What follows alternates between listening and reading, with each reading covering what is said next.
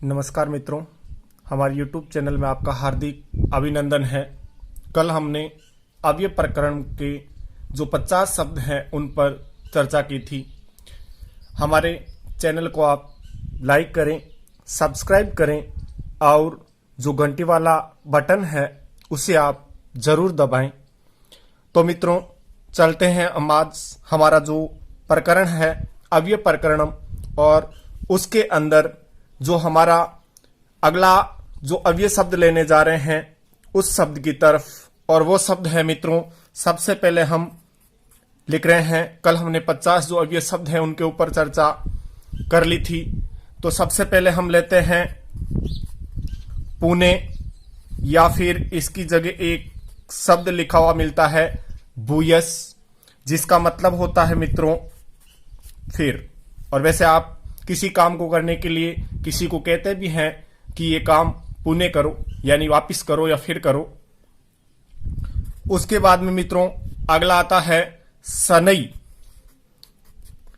सनई एक अव्यय शब्द है जिसका मतलब होता है धीरे, और कहीं पर दो बार ये सनई शब्द, जैसे सनई सनई, तो उसका मतलब हो जाएगा धीरे धीरे। जैसे कच्छ पे सनई सनई चलती, यानी कछुआ धीरे धीरे चलता है। उसके बाद में हमारा जो शब्द आता है वो आता है खलू, या हम कह सकते हैं नूनम, जिसका मतलब होता है निश्चय। इसका क्या अर्थ होता है? निश्चय। नूनम यानी निश्चय। उसके बाद में अगला जो शब्द आता है वरम।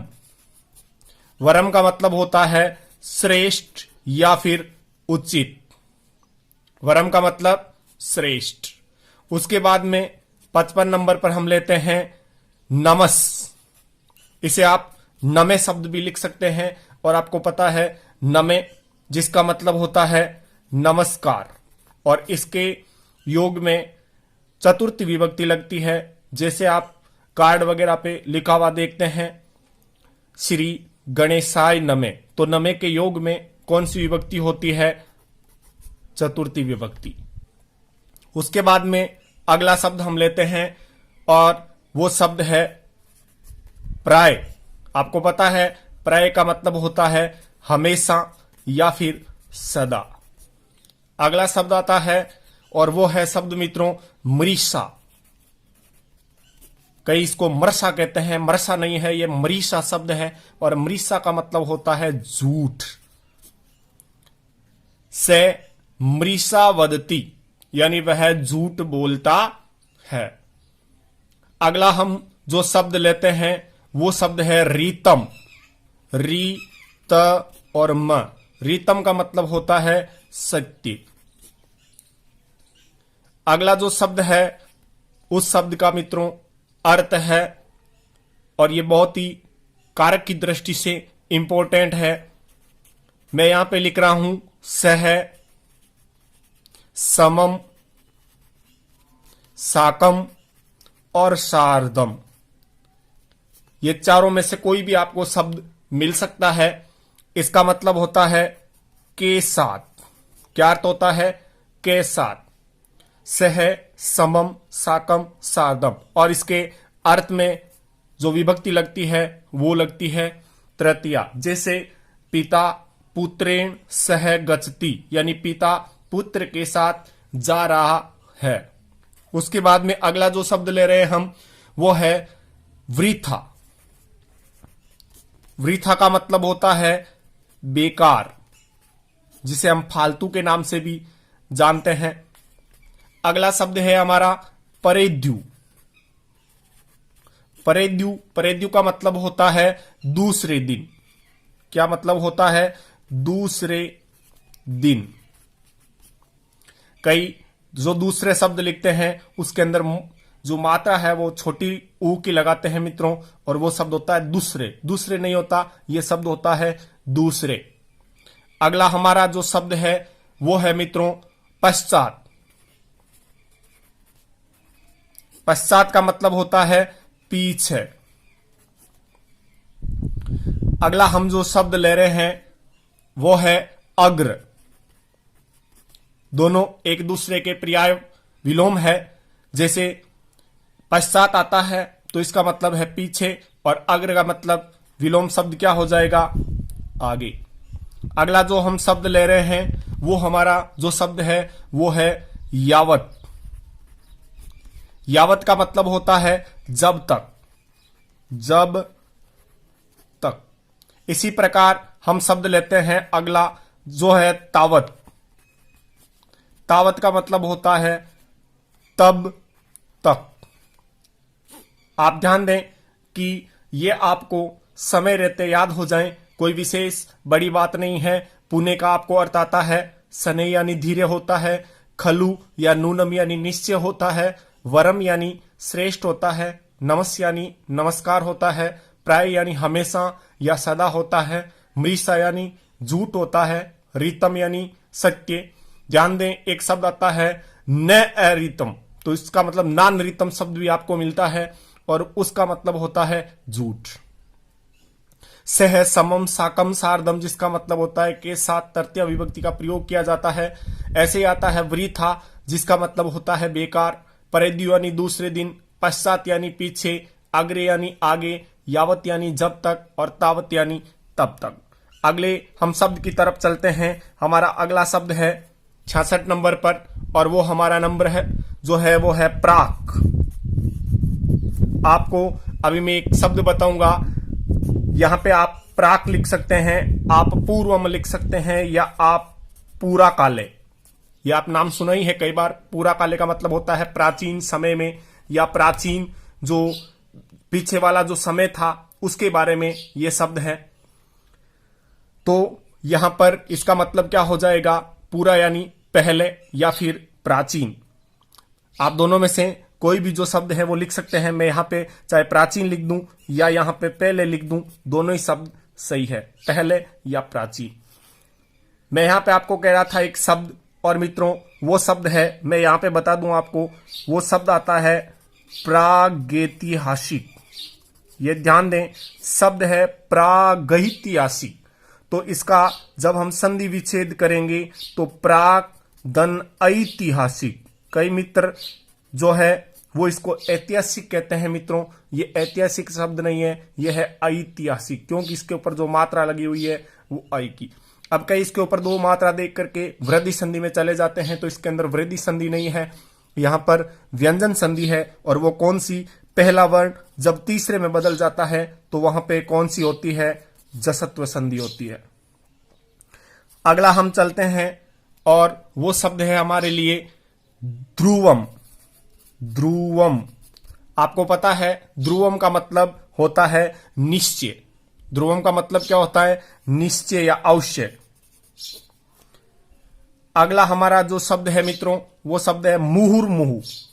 मुहुर्मुहु, ध्यान दें सभी में छोटी मात्रा है, ऊपर रे लगा हुआ है, और इसका मतलब होता है बार बार। क्या मतलब होता है, बार बार। ऐसा ही शब्द आता है हमारा, वो आता है अद्यत्व। अद्यत्व, अद्यत्व का मतलब होता है मित्रों आजकल। क्या मतलब होता है, आज कल। ऐसे ही हमारे पास में शब्द आता है अगला, और वो शब्द है हमारा अंत्य। मैं इसका एक विलोम शब्द बताऊंगा आपको, अंत्य यानी अंदर। तो आप बताएं इसका क्या होता है, इधर बाहर, और बाहर को संस्कृत में क्या कहते हैं, बही। तो इस प्रकार आपको दोनों याद हो जाएंगे, अंत्य यानी अंदर और बही यानी बाहर। उसके बाद में हमारा जो अगला शब्द आता है, और वो आता है मध्य। इसके बारे में आप जानते हैं, मध्य का मतलब होता है बीच में। क्या मतलब होता है, बीच में। अगला हमारा जो शब्द है मित्रों वो है किल, और किल का मतलब होता है सचमुच। किल का जो शाब्दिक अर्थ मिलेगा हमें यहां पर, वो क्या मिलेगा, सचमुच। ऐसे ही हमारा जो अगला शब्द है वो यहां पर लिखा हुआ हो सकता है जटिति या फिर शीघ्रम। जटिति या शीघ्रम जो शब्द है, इसका जो हम अर्थ लेंगे वो हो जाएगा शीघ्र। और हम यहां पे जो 75 नंबर 75 नंबर जो लिखने जा रहे हैं वो है हमारा कीमुत। कीमुत, कीमुत शब्द का जो अर्थ मिलेगा आपको वो मिलेगा और क्या। तो इस प्रकार आपको कल 50 जो शब्द हैं वो बताए गए थे और आज अगले जो 75 तक हैं, अगला हम जो शब्द लेने जा रहे हैं वो है हमारा 76 नंबर और वो शब्द है कृत्य, या फिर इसका एक शब्द मिलता है अर्थम, जिसका मतलब होता है के लिए। जैसे विद्यार्थम, जिसका मतलब हो जाएगा विद्या के लिए। अगला हम जो शब्द लेंगे वो है अकस्मात। ये शब्द आप कई बार सुनते हैं, जिसका मतलब होता है अचानक। इसका एक यहां पे शब्द आपको सहसा भी मिल सकता है। अकस्मात या सहसा, जिन दोनों का अर्थ होता है अचानक। ऐसे ही शब्द आता है हमारा अगला और वो आता है अतीव। अतीव का जो अर्थ होता है वो होता है बहुत। अगला शब्द जो इंपॉर्टेंट है और हमने पढ़ भी लिया है, यह शब्द था हमारा किम, जिसका अर्थ होता है क्या। अगला हमारा जो शब्द है वो है अद्य। अद्य का मतलब होता है आज। यहां पे ध्यान दें, एक शब्द अदे भी मिलता है, जिसका मतलब नीचे होता है। दोनों शब्द मिलते जुलते हैं। इदानीम यानी इस समय, तो यहां पर हमारे तदानीम अगर शब्द हम लिखते हैं तो उसका मतलब क्या हो जाएगा, उस समय। उसके बाद में हम अगला जो शब्द लेंगे वो है हमारा नाना। वैसे मम्मी के पापा जी जो होते हैं वो नाना होते हैं, लेकिन मित्रों यहां संस्कृत में जो नाना है उसका अर्थ है अनेक, यानी नाना प्रकार के, अनेक प्रकार के। अगला शब्द इंपॉर्टेंट समया या फिर निकसा, जिसका मतलब होता है निकट या फिर पास में। ऐसे शब्द आता है, आपने अच्छी तरीके से पढ़ रखा है प्रातः, जिसका मतलब होता है सुबह। तो मित्रों अगला हम शब्द लेते हैं अगर सायं, तो उसका जो अर्थ होगा वो क्या होगा, शाम। अगला हम शब्द लेते हैं, एक अच्छा शब्द है तूष्णीम। जैसे सातूष्णीम तिष्ठति, जिसका मतलब होता है वह चुप बैठी है। अगला हमारा जो शब्द है मित्रों वो शब्द है ईसत, और ईसत का मतलब होता है अल्प, कम या फिर थोड़ा। अगला हम शब्द लेते हैं दीवा, जिसका मतलब होता है दिन। आपने शब्द पढ़ा होगा दिवाकर, जो भगवान सूर्य का पर्यायवाची है। अगला हमारा शब्द है रात्रि। इसके बारे में आप सब जानते हैं, लेकिन यह शब्द आपके लिए नया है, उसको याद कर लें आप। रात्रि या नक्तम, जिसका मतलब होता है रात। अगला जो हम शब्द ले रहे हैं अंतरा, जिसका मतलब होता है बीच में। अंतरा का मतलब क्या होता है, बीच में। एक मैं आगे एक दो बार बोला था, अब ये शब्द में भी नए तत्पुरुष समास है, तो यहां पे नए, जिसका मतलब होता है अभाव या नहीं। अगला जो हम शब्द ले रहे हैं वो है अन्यता,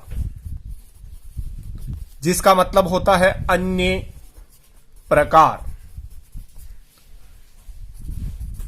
अगला हमारा जो शब्द है वो मां, जिसका मतलब होता है मत। वैसे मां यानी जननी माता होता है, लेकिन केवल ये मां शब्द है जिसका मतलब होता है मत या फिर निषेध।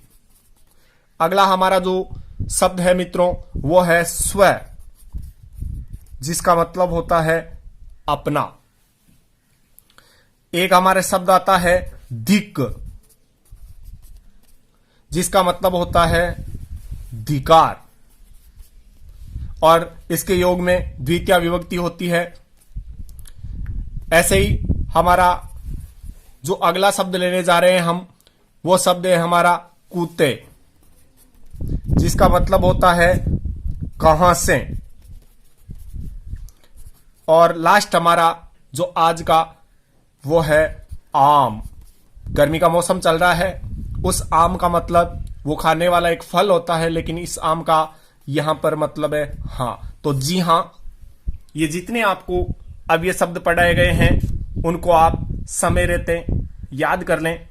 जो हर जगह कारक या जो भी हम टॉपिक पढ़ेंगे उसमें फिर आप कहोगे सर ये सब तो हमने कभी सुने ही नहीं, इनका अर्थ क्या होता है। तो मित्रों, सारे जो शब्द हम काम में लेंगे उनको आपको यहां पर बता दिया गया है, इसलिए आप इसका लाभ लें और जो भी जितने विद्यार्थी हैं उन तक इस वीडियो को ज्यादा से ज्यादा पहुंचाने का आप प्रयास करें।